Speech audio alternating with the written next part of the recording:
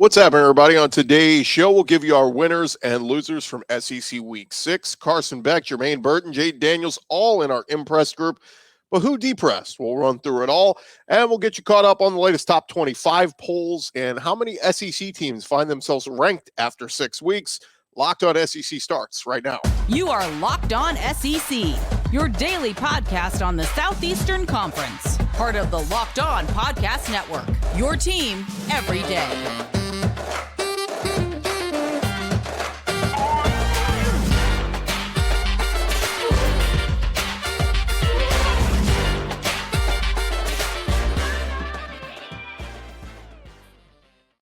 And what's happening, everybody? Welcome into Locked On SEC. It's great to have you guys along. I'm Chris Gordy. Thanks for making Locked On SEC your first listen every day. We're free and available wherever you get your podcasts and on YouTube, part of the Locked On Podcast Network, covering your team every day. All right, we're going to jump right into it. It's easy to just run through box scores and tell you who won and who lost, but it takes a little bit more work to run through our winners and our losers from Week 6. Who are the real winners? Now, keep in mind, sometimes there's a winner from a game and a losing effort.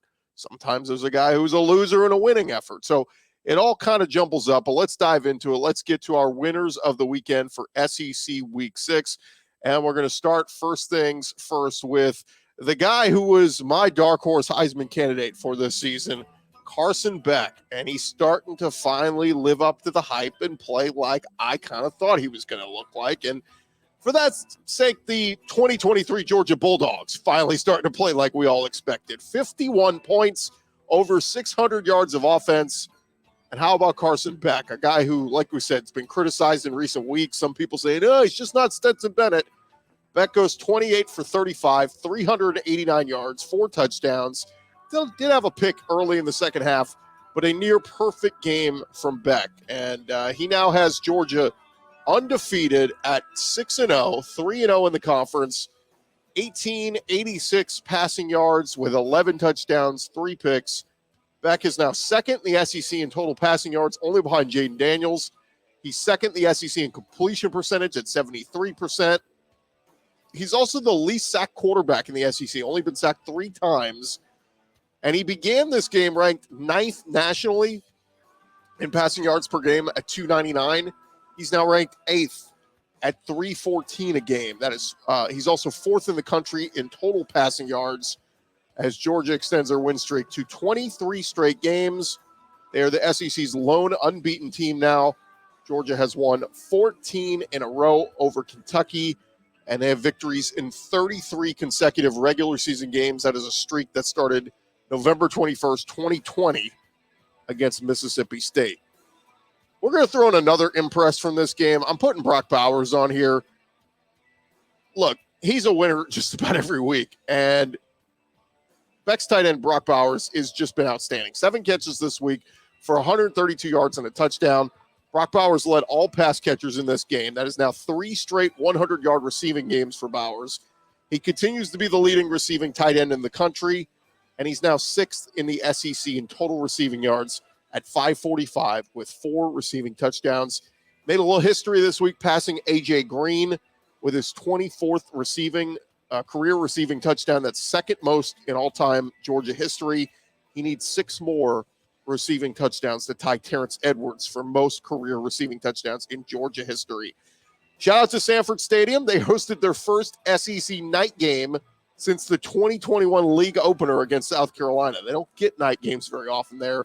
But the crowd announces 92,746. So shout out to the Georgia faithful. Maybe they'll be a little less nitpicky after Carson Beck and the offense has that kind of showing. Defense was lights out. We'll get to them a little bit later. But shout out to Georgia. Looking very much like Georgia.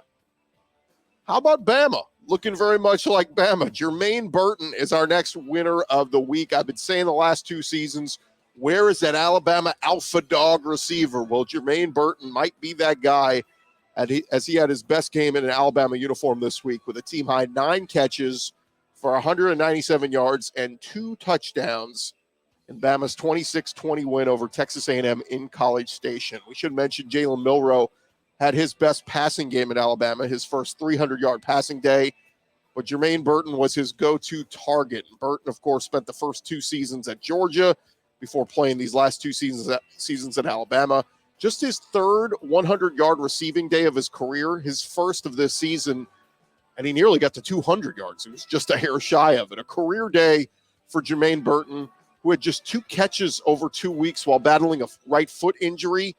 He matched his best single game output since that Mississippi State game at Georgia back in 2020. He currently ranks second on the team with 17 catches and leads them in receiving yards, receiving touchdowns, and average yards per completion.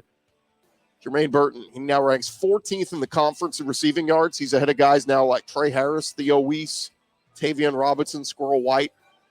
So, see, can Germaine Burton continue to do this and be that go-to target for Jalen Milroe? Next up for Alabama, a home game against struggling Arkansas before they get a few big home games against top 25 teams in Tennessee and LSU. So some big ones coming up. Our next winner of the weekend, how about Jaden Daniels? As bad as LSU's defense has played this season, their offense has been on another level, and that is thanks to the play of Jaden Daniels, who led LSU from behind for a 49-39 road win at Mizzou. Daniels was 15 for 21 for 259 yards, 3 passing touchdowns, no picks, and 15 rushes for 130 rushing yards and a couple of rushing scores. He had a 35-yard run, a 31-yard run, a 27-yard run. Mizzou just had no answer for the QB runs from Jaden Daniels. And a week after the LSU offense went for 630 yards of offense at Ole Miss, they had 533 total yards in this win over Mizzou. Daniels' pass catchers continue to eat. Malik Neighbors had 6 catches for 146 yards and a score. Brian Thomas also had a touchdown. And Jaden Daniels leads the SEC in passing yards, just 31 yards shy of the 2,000 mark. He has 19 passing touchdowns, far and away the most in the conference. He also now has 422 rushing yards with 4 rushing scores. He is 7th in the SEC in total rushing yards. He's ahead of starting running backs or running backs in the SEC like Trevor Etienne, Jase McClellan, Montrell Johnson, Dejon Edwards. Jaden Daniels is 3rd in the entire country in total passing yards. He's only behind Shedeur Sanders and Michael Penix. Daniels is 2nd in the country in total touchdowns with 23, behind only the reigning Heisman Trophy winner Caleb Williams, who has accounted for 28 touchdowns. And one interesting note here. It was ironic on the LSU-Mizzou game, RG3 was doing the broadcast. And I know a lot of people don't like his puns and all that, but not getting into that. RG3 said early in this broadcast, of course, Jaden Daniels is out of the Heisman conversation because he already has 2 early season losses. Ironically, RG3, the year he won the Heisman, his team at Baylor started 4-2. LSU is also 4-2 at this point in the year. Baylor and RG3 went on to finish that year 10-3, but RG3's numbers were so incredible, he won the Heisman. The question is, if Jaden Daniels goes 6-1 down the stretch, and they finish 10-3, much like RG3 and Baylor did, could Jaden Daniels at least find himself in the Heisman conversation? I get it. There's going to be teams with better records. They were teams with better records that year at Baylor, but RG3 was so electric and dynamic, and his defense stunk that they respected him enough to say, this is the Heisman winner. I just think Jaden Daniels should be in the conversation. I get it. LSU's got 2 losses already. Still have a chance to win the SEC West. They're going to have that game against Alabama and Tuscaloosa in a couple weeks. But, I just think Jaden Daniels is putting on an electric display. Don't blame him for his defense being not great. Our next winner of the weekend, the Ole Miss Defense. We had heard Ole Miss's defense was much improved this year under new DC Pete Golding, and we saw him do a really good job the first few weeks. They even limited Alabama and Tuscaloosa in week 4. But a week ago, they gave up a ton of yards and points to LSU, but still found a way to win. Well, this week, taking on struggling Arkansas, the Ole Miss defense played very well. They held the Razorbacks to just 286 yards, only 36 rushing yards on the day. They picked off KJ Jefferson twice. John Saunders coming up with the game-sealing interception in the final 2 minutes. And the Rebels won 27-20. In a game that's been close the last handful of years, this one didn't disappoint. It was the Ole Miss offense that needed to rally late to come up with the victory. But credit the Ole Miss defense. Like we said, with the 2 interceptions, they sacked KJ Jefferson 5 times. Jared Ivey with his 2nd sack of the season. J.J. Pegues with his 2nd sack. And now the Rebels go into their bye week at 5-1. They will get a road trip to Auburn out of the bye, then a home game against Vandy, and a home game versus A&M. Is there a chance the Rebels could be 8-1 before they go to Georgia on November 11th? We will see how Lane Kiffin's group looks when they come out of that bye. And our last winner of the weekend, I've got Graham Mertz, the Florida quarterback, just a week after going 25 for 30 in the loss to Kentucky.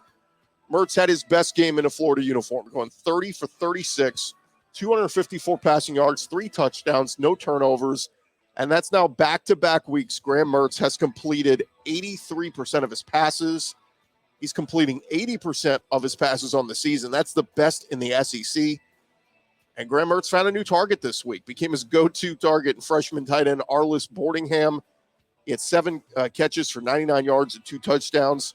Also got to show some love to the run game. Montrell Johnson, he was carrying the load in the backfield. Trevor Etienne missing this game. Trayon Webb also had 4 carries for 70 yards. And now a Florida team who, remember Vegas's win total was 5.5 for them over the summer. Some of them had them at 6. But Florida now 4-2 on the year. But the road, it gets really tough from here for the Florida Gators. Next up, they go at South Carolina, then to Jacksonville for number 1 Georgia, and then they get a beatable Arkansas team in the Swamp. But then after that, you're at LSU, you're at Mizzou, and then home versus a top 5 Florida State team. Can the Gators find 2 more wins on that schedule? That will get them to a bowl game. That to me is the question. I know Florida fans may have higher expectations than that. And look, you're 4-2. I think you're in a good spot, but to me, you got to win that game at South Carolina. Georgia, I don't think is winnable. Arkansas is very winnable. At LSU, again, can you outscore them? At Mizzou, we'll see how Mizzou responds out of this one. Their offense had been good. And then Florida State, going to be really tough. They're a really good team. We will see in the coming weeks. All right, thank you guys for making Locked On SEC your first listen every day. Coming up next, we'll get to who depressed this week in the conference. That's coming your way in just a sec.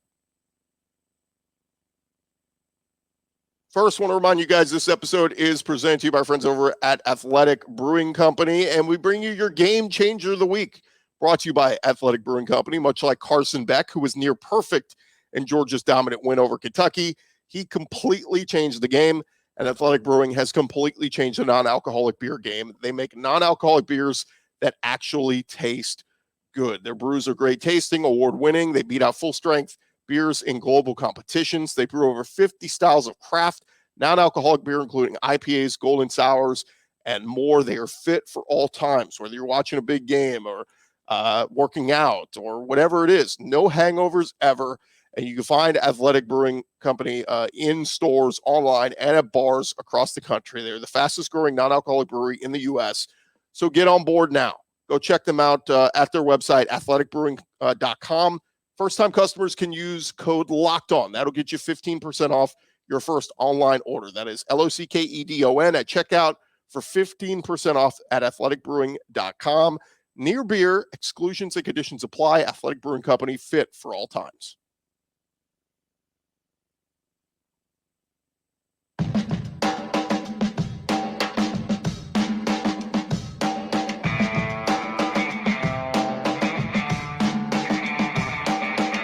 Going along here, Locked On SEC. Want to remind you guys every Friday throughout college football season, Locked On College Football Kickoff Live is taking you for a full hour leading up to the weekend at 11 a.m. Eastern, 10 a.m. Central, previewing all the big storylines and games of the weekend with all of our great Locked On College analysts and hosts. Check it out wherever you find your favorite Locked On College show on YouTube. Of course, we have it for you right here on our Locked On SEC channel. All right.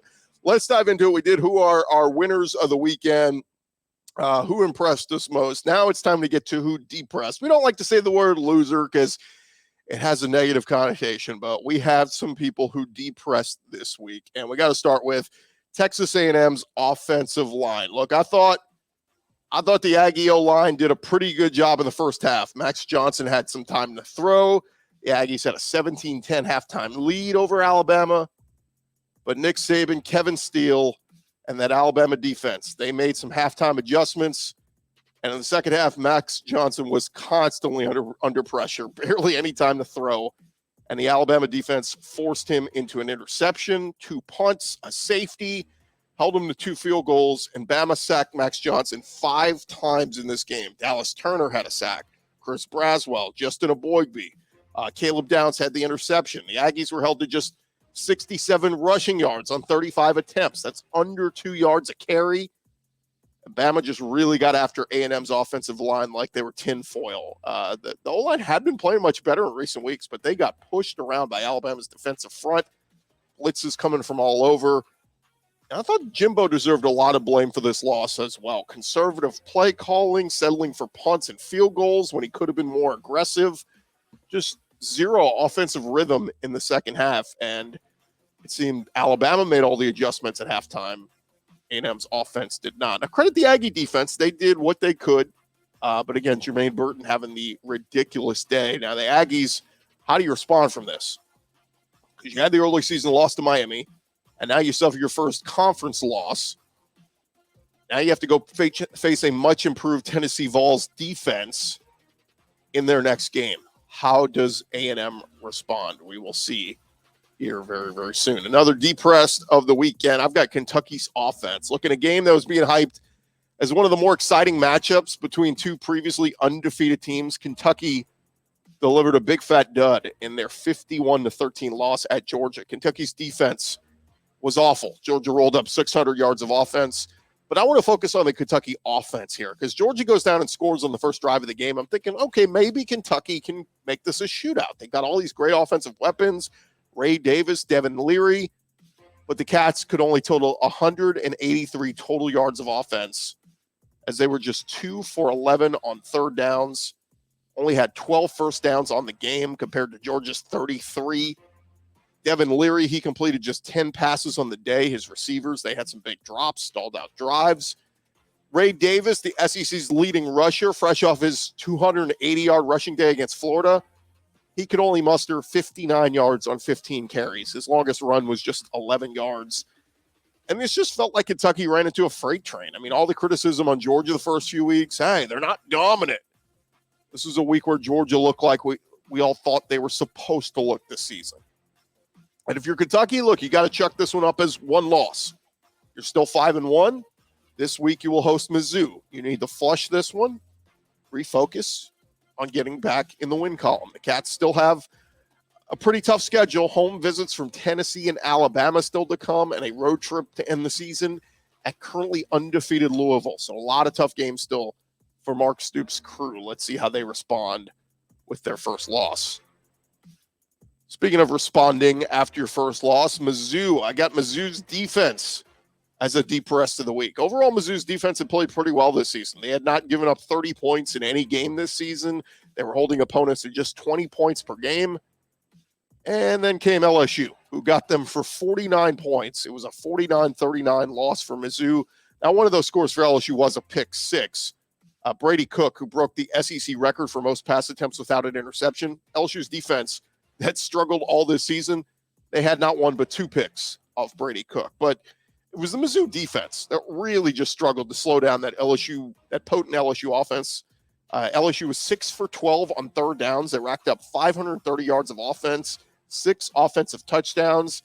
They did have 2 sacks, but they just didn't have much of an answer for Jaden Daniels when he ran the football. Daniels gashed Mizzou for almost 9 rushing yards per attempt. Logan Diggs, he also had 134 rushing yards on the ground. A lot of missed tackles, a lot of big holes in the middle of that secondary. And DC Blake Baker, he will have a lot of film to review with his guys as they get ready next for a road trip at Kentucky this Saturday. Mizzou falls to 5-1. Again, Mizzou and Kentucky, somebody's going to find themselves, after having been undefeated coming in this past weekend, somebody's going to come out with 2 straight losses because they'll face each other this week. All right, another deep press of the weekend. I got Rocket Sanders and KJ Jefferson. I'm going to put them together. And I know he's not healthy. Rocket Sanders, he was one of the most electric running backs last season, not just in the SEC, but in the country. Remember, he was on the preseason All-American list, on tons of those, all those different lists in the offseason. And Rocket Sanders, in his second game since coming back from injury and the loss to Ole Miss, had just 8 carries for 15 yards. He did have 3 catches for 26. But on the season now, Rocket Sanders, 34 rush attempts for 91 yards. Week 1 last year against Cincinnati, he went over 100 rushing yards. He had more rushing yards last year in week 1 than he's had all this season. Again, I know health is a big part of it, but just very disappointing for a guy that was second in the SEC in rushing a year ago, and now he's not even in the top 25 in rushing in the SEC. And like we talked about, a disappointing season so far for KJ Jefferson. I thought him being a senior with a new OC and Dan Enos would see a much more productive KJ, but it's not been great. He's completing 67% of his passes, 1,300 passing yards, 12 touchdowns to 6 interceptions. Only has 1 rushing TD on the season, and he's averaging less than 2 yards per rush attempt. And now Arkansas, they are 2-4, and they face the unenviable task of going to Tuscaloosa this weekend to face Alabama. Another deep press of the weekend. I'm sure none of you really watched this game unless you're a diehard Mississippi State fan, but I'm putting Mississippi State's defense in here. The Bulldog defense continues to struggle under first-year DC Matt Brock. It was the 4th time this season that State has given up 400 yards or more, and this one came against a MAC team playing its third-string running back. Mississippi State gave up more than 400 yards to the Broncos, who were short 2 O-linemen. Their quarterback was out, and their starting running back were out. Third-string quarterback Hayden Wolf torched them for 262 yards, 3 touchdowns, did throw a pick. The Broncos were 3 for 6 on 4th downs. They had 21 first downs. A little bit of a hat tip to Bookie Watson. He had 2 sacks in this one. Sean Preston had a pick. But Mississippi State, despite their struggles, they were a 20.5-point favorite. They won 41-28, so they did not cover. Western Michigan's lone wins on the season came against Ball State and something called St. Francis. So Mississippi State's bye week comes at a good time. Will Rogers, he threw 3 touchdown passes in this one, but left with an injury, appeared to be dragging his left arm, favoring his shoulder. They also lost Woody Marks, the running back, in the first half. Zach Arnett said after the game, no update on either of those guys. So they'll be reevaluated during the bye week, but certainly something to watch on Will Rogers and Woody Marks. Will either of those guys miss any significant time? And our last deep press of the weekend, I'm putting Vanderbilt's defense in here. Look, Vandy's going through it. They were missing quarterback A.J. Swan for a second straight week. Ken Seals got the start. He was decent, but the Vanderbilt defense has just really struggled here since they got into conference play. Florida racked up almost 500 yards on them, including 215 on the ground. They had 25 first downs. And the last 5 weeks, Vandy's defense has given up the following point totals: 36, 40, 45, 38, and 38. They rank dead last in the SEC, allowing 34 points a game. That is 14th worst in all of college football, almost near the bottom. And Clark Lee is now 2-17 in SEC play in his 3 seasons there. And now after starting 2-0, Vandy has lost 5 in a row. And next up, it's number 1 Georgia, who looks to be as good as they've been all year. Auburn and South Carolina may be Vandy's only remote chances at a conference win in the remaining schedule. So tough go for Vandy, continues to get tougher. All right, thank you guys for making Locked On SEC your first listen every day. Coming up next, we'll get to the latest polls and tell you where the SEC teams rank in that. First, this episode is presented to you by our friends over at eBay Motors. Look, guys, passion, drive, and patience. What brings home the winning trophy is also what keeps your ride or die alive. eBay Motors has everything you need to maintain your vehicle and level it up to peak performance, from superchargers, roof racks, exhaust kits, LED headlights, and more. Whether you're into speed, power, or style, eBay Motors has got you covered. With over 122 million parts for your number 1 ride or die, you're always going to find exactly what you're looking for, because they got the eBay guaranteed fit as well. Your part is guaranteed to fit your ride every time, or your money back. With eBay Motors, you're burning rubber, not cash. With all the parts you need at the prices you want, it is easy to turn your car into the MVP and bring home that win. Keep your ride or die alive at ebaymotors.com. Eligible items only. Exclusions apply. eBay guarantee fit only available to U.S. customers. eBay Motors.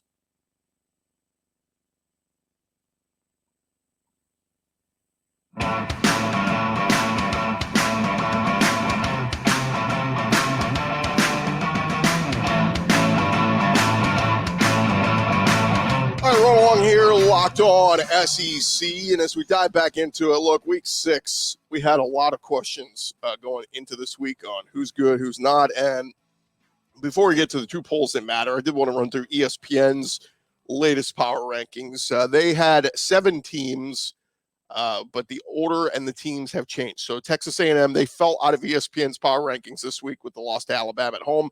They had Georgia 1, Alabama 11, Ole Miss 15, Tennessee 18, Kentucky 23, LSU 24, Missouri 25. So let's take a look at the actual polls for this week. In the AP poll, 6 SEC teams ranked. It was Georgia holding firm at first, number 1 overall.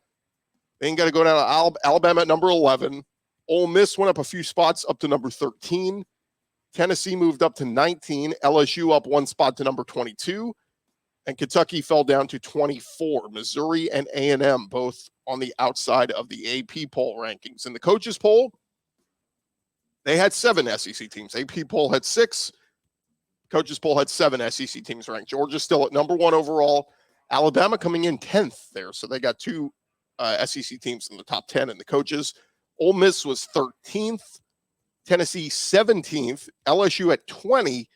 Kentucky 23, and Mizzou, despite the home loss to LSU, they sneak in at number 25 in the coaches poll. Both A&M and Florida were in the others receiving votes category for the coaches polls. So again, take that for what you will. It's not the end-all, be-all. But some other SEC news. SEC Nation is headed to Rocky Top. The SEC Network's traveling pregame show will be in Knoxville for the Tennessee and A&M football game this Saturday. Laura Rutledge will host SEC Nation along with Paul Feinbaum, Roman Harper, Jordan Rogers, and Tim Tebow. Of course, Marty and McGee will precede them. And this is a game where both teams really need a win in a bad way. Tennessee, they're 4-1 overall, but just 1-1 in the SEC with the loss to Florida. And A&M, they are 4-2. The non-conference loss to Miami and their first SEC loss to Alabama. So they don't want to drop to 2-2 in the SEC, and 4-3 overall would be a tough start for the Aggies. So a big one in Knoxville this Saturday, 3:30 Eastern, going to air on CBS, and we'll see. That is a massive game for both sides, and that is the latest going on around the conference. Thank you guys for making Locked On SEC your first listen every day. Remember to come on back tomorrow. We'll be recapping all the news from the press conferences on Monday, get you caught up with all the latest news you need to know happening around the SEC. What'd you think of our winners or losers? If you're watching on YouTube, feel free to comment on the little comment tab and let us know if you think we left somebody off from the impressed or depressed list this week. And again, we'll be back tomorrow for an all-new edition of Locked On SEC. I'm Chris Gordy. Again, talk to you guys tomorrow. Shout out to our everydayers. Keep on coming back and checking us out. And we'll talk to you guys tomorrow.